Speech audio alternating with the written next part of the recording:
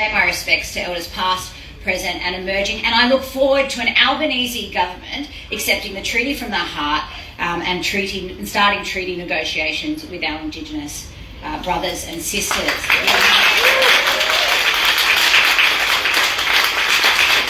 I feel like there's a bit of a joke here, right? Two PhD academics who've been compelled to run for Parliament and get involved. And it says a lot about Liberal governments that academics are willing to get rid of their 17% superannuation and their great cushy jobs to go up against Murdoch media and to fight the good fight. Well, it does. But it also says a lot about Dr. Renshaw that you've got a fifth-generation eastern suburbs girl willing to cross the bridge at 2 o'clock on a Sunday afternoon, I've got to say. Here we have a remarkable Labor woman. A human rights professor. Passionate, absolutely passionate about protecting our democracy. And it is this passion and love which has compelled her to no longer idly sit by and watch Liberal governments destroy our beautiful country. The time has come where we need a Labor government elected. And we're seeing...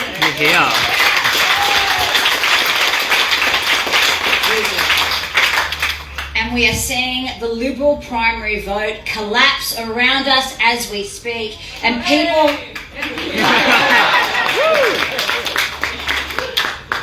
on the North Shore are looking for another option. And this is it. I give you Dr. Catherine Renshaw.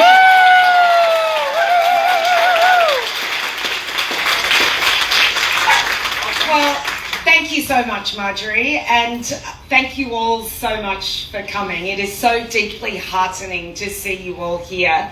We are meeting on Camaragal land, and this land was never ceded or surrendered, so it still belongs to its traditional owners, and we continue to work on the ongoing project of achieving justice for our First Nations peoples.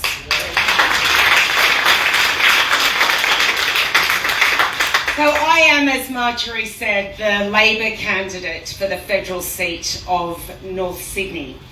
And I've been wandering around this afternoon speaking to people, some of whom have told me that they've never in their lives voted for the Labor Party and they've never imagined being able to vote for the Labor Party. But here they are. And I said to them, well, what have you come to hear? And they said, well, what we hope we'll hear is a vision from Labor that goes beyond the 24-hour news cycle or the 3-year electoral cycle, that has as its heart what's good for the whole country.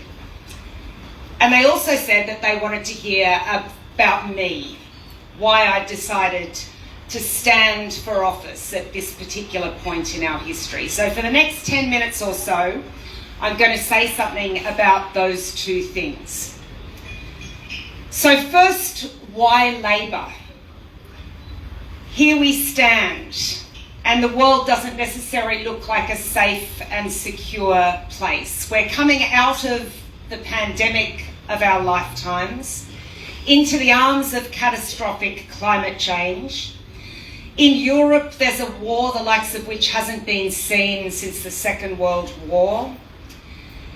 And you're entitled to ask, I think, what does Labor have to say to all that? How can I be sure that Labor will give me and my family and my community and Australia a future that we can believe in? And so here we are. This is the mandate that Labor's asking for at the next election. Labor's saying that we want an Australia that's stronger. Labor's saying that we want to address climate change. Labor's saying that we want a more prosperous Australia. And Labor is saying that we want an Australia that's fairer. So let's look at all of those things in turn. What does it mean to have a stronger Australia? It means militarily, sure, but it doesn't mean jettisoning our foreign relations for short-term political interests. What it means is regaining our manufacturing sovereignty, And what that means is a skilled workforce and a university and TAFE sector that's driven towards the national interest.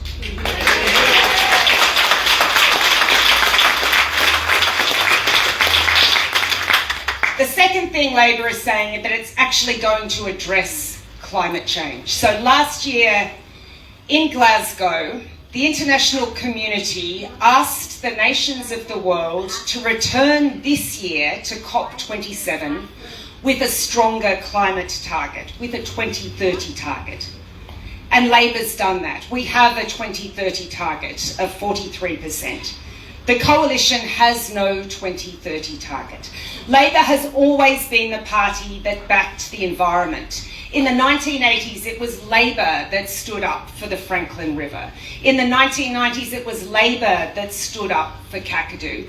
And right now, it's only Labor that understands that what we have to do to address the climate challenge is a whole of nation, whole of economy rebuilding exercise. A rethink in the way all of us do everything, the way we run our homes, the way we run our farms, the way we run our businesses. And Labor's plan is the only one going around, and that's why it's been supported by the Business Council of Australia, supported by the farmers, supported by the unions, because it will get done what needs to be done.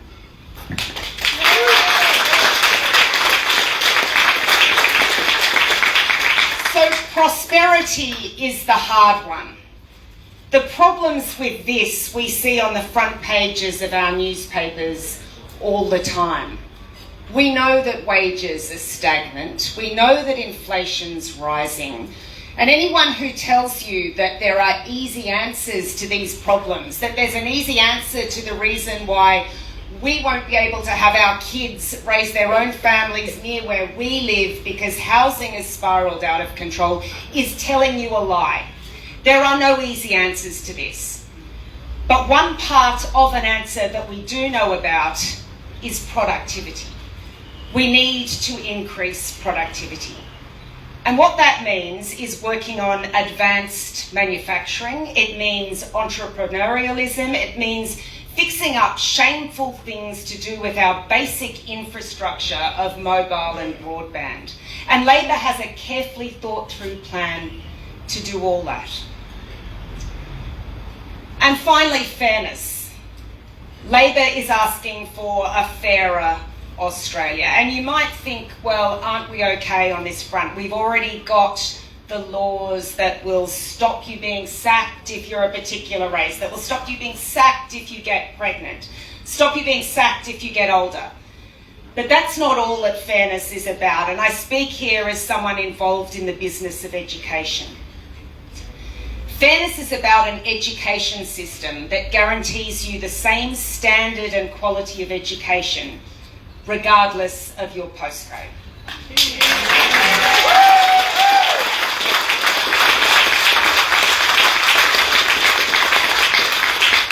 Fairness is an aged care system that doesn't leave you hungry and untended if you can't afford a private nursing home.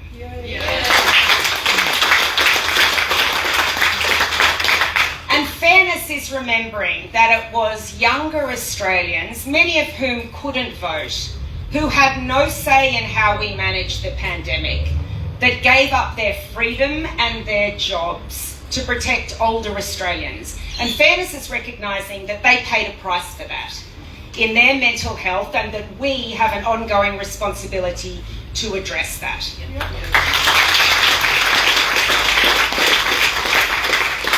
When you look at what our opponents are saying on each of these critical issues, on a stronger Australia, on the environment, on prosperity, on fairness, there is nothing that reassures you that they are equipped to meet any of these challenges. So if you think about a stronger Australia, what the Coalition would have you do is believe it's okay to trash relations with our major trading partner and then cower under the wing of the American eagle. That's just not good enough. In relation to the environment, just ask yourself if anything about the way that the Coalition got us to 2050 targets eventually gives you any kind of comfort that they're up for the challenge ahead. And answering that question alone should be enough to decide your vote in the election. Because if we drop the ball on this, if we allow Scott Morrison and Barnaby Joyce's dithering on this to be what guides our response to climate change, we will all be epic losers. On the prosperity question, the answer to the lack of a skilled workforce and manufacturing sovereignty is not to develop and invest in the skills of Australian workers. It's to pump the economy full of skilled workers from overseas and not to back the jobs and security of Australian workers. And on fairness, this is the worst answer at all. Because the other lot don't start from the premise that everyone is equally entitled to basic things like a good education, a decent aged care system. They start from the premise that inequality is actually the natural order of things, and that it's okay to have an unequal system where those who can't afford to get ahead receive the scraps that fall from the table of the privileged. It's just not good enough.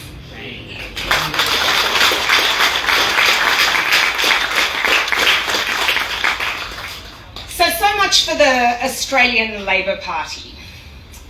But there are questions. If I was you, I would be having questions about me as well, about this candidate. One would be, well, is she tough enough? Because politics is a really tough business. The Australian Labor Party is a tough party.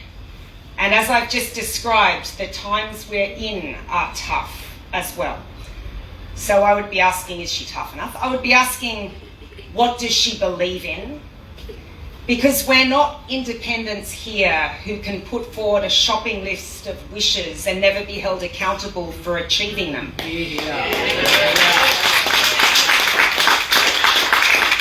As a Labor member for North Sydney, I would be accountable for actually achieving things, and you need to know where I would fall if I had to make a hard choice between competing priorities, which is the business of politics. Then you might also be wondering, well, what would she put on the line for that? Just how much does she believe? And then in the current climate, you would also be thinking, well, is she going to honour the trust that we've put in her by voting for her? So am I tough enough? Well, I have 3 challenging children, and I think that they are testament to my toughness. But as a professional, as a litigator, as a leader in a law school, as a professor, what I've always just done is put forward a vision, a goal, and then bring people in behind me to achieve it. I do think that when you stand for office, you have to be able to take the criticism of other people, because what you're doing in standing for office is you're saying that I'm going to fight for people who can't fight for themselves. So you don't drop your bundle and you don't do what our opponents seem to do if people say mean things about them, which is sue them. So I think I'm tough enough. But what do I believe in? So for the past couple of months, with many of you who are here, I've been knocking on doors and standing on street stalls and talking to people. And what I've discovered about people, the people of North Sydney, is that the things that we share, that we have in common, are far greater than the things that divide us. And what I've discovered lines up with 25 years of work in countries all over the world, and with teaching students, many of whom are first in their family to go to university. And it's pretty simple, really. There are basic things that we all need to survive. We all need food and shelter and security, circumstances that aren't war.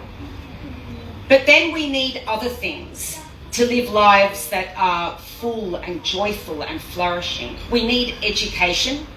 so that we're able to make the choices about our own life. We need civil and political freedoms so that it can be us deciding the shape of our lives, not other forces and corporations and other people. And we need a government that's prepared to provide those basic essentials when people can't provide them themselves, that will fight to defend our civil and political freedoms.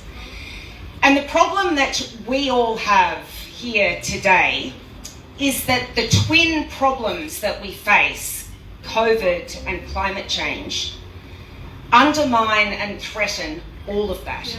It undermines the basic things that we need, our very survival, and they certainly undermine the greater things we need to live really full, rich lives.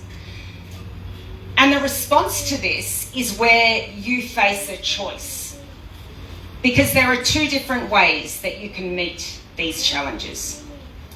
And one is offered by the Liberal Party. And it's under the mantra of individualism and personal responsibility. So you get government out of the way, and the strong swimmers will survive, and the weak can drown. There's an alternative to that, and it's what Labor has always stood for, which is solidarity and egalitarianism. That's a belief that everyone is entitled to the basics of life, and that the way to face existential challenges is not to divide and look after your own patch. It's to stand shoulder to shoulder with other people and other countries and work together to address a common threat. And that's what Labor will do. So I passionately believe in Labor values, but more than that, I believe that they're the values that we need at this particular point in time.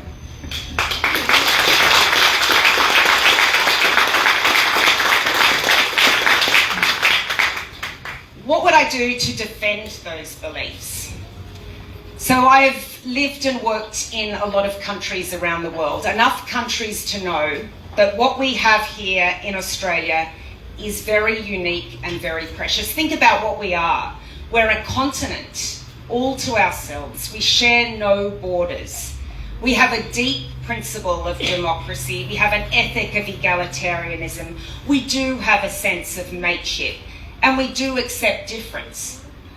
Those things are not found everywhere in the world. And when I said to friends in Myanmar that I was standing for office, they didn't say, oh, good luck, or you go, girl. They said, be careful, because defending what you believe in other parts of the world can end your life, and it can put you in prison. So these things that I've just said I do believe in, I would defend with my life, and I would do what's worse than that, is that I would ask my sons and daughters to fight for them as well. Finally, would I let you down? Would I behave dishonourably? Would I be conscientious and honest? By everything I've said today, and Marjorie has said, you will have gathered that I think democracy is incredibly important. To stand before a group of people and to ask them to vote for you is the most serious thing you can do. But more serious than that is to actually represent people in the House of Representatives. So I think in terms of standard, we should expect not just political leaders that aren't outright criminal in their behaviour, spending taxpayer money for themselves or their own political interests. I think we do have a right to expect political leaders that demonstrate the best that we can all be in terms of integrity and honesty and courage and courtesy. So I can say to you that I would be that leader for you, that you would never be ashamed to have me as your leader. So lastly, I'm going to say a few words about the battle that we have ahead. So we are all realists here. We know that this is a seat that the Labor Party has never won. We also know that there are some auspicious signs in the stars. The results from South Australia were deeply heartening. Woo!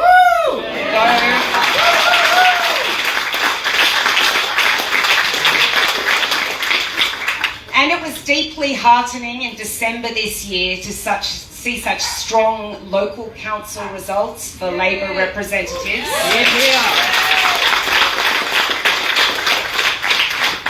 But still, history is not on our side. So you might be asking, well, why are we fighting quite so hard? And we are fighting really, really hard every day to win this seat. And there are a couple of answers that I could give to that. One of them is that we could win, we could pull it off. And that chance is real, so we're fighting for that. A better answer, I think, is because the values that we're fighting for are true good values that the country needs right now, and there's no reason why North Sydney shouldn't be part of that better future, which is why we're working there.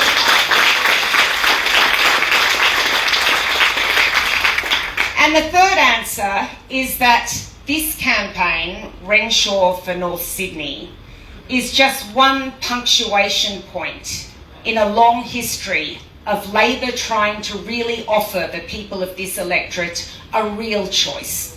A choice that's not liberal or liberal light or new liberal or pink liberal, but a real choice. And that's a fight that began 100 years ago this year when Billy Hughes held the seat of North Sydney. Of course, we, the Labor Party, threw him out for his support for conscription in the First World War. But nonetheless, this is a historic seat. It's a seat that in 1983 was contested by lawyer Kirk McKenzie, who's here today.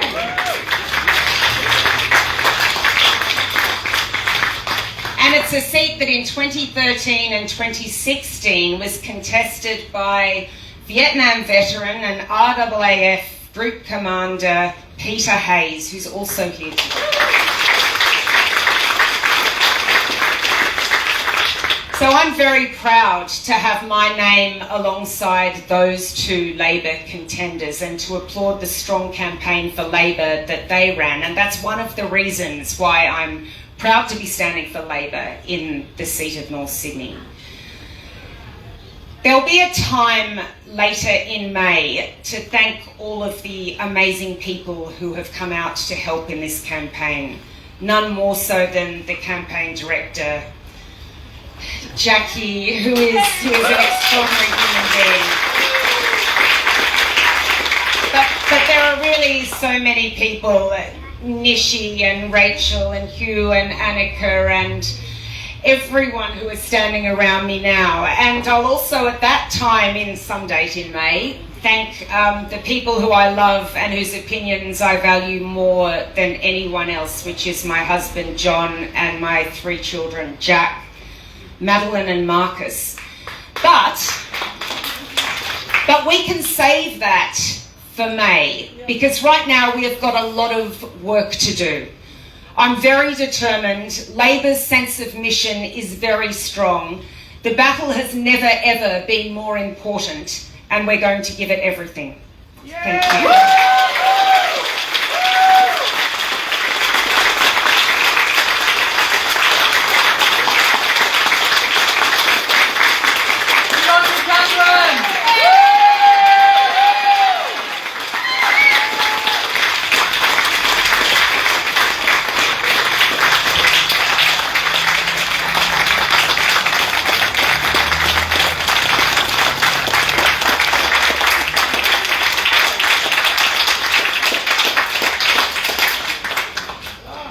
So you can see why I'm working so hard as campaign director, because I have the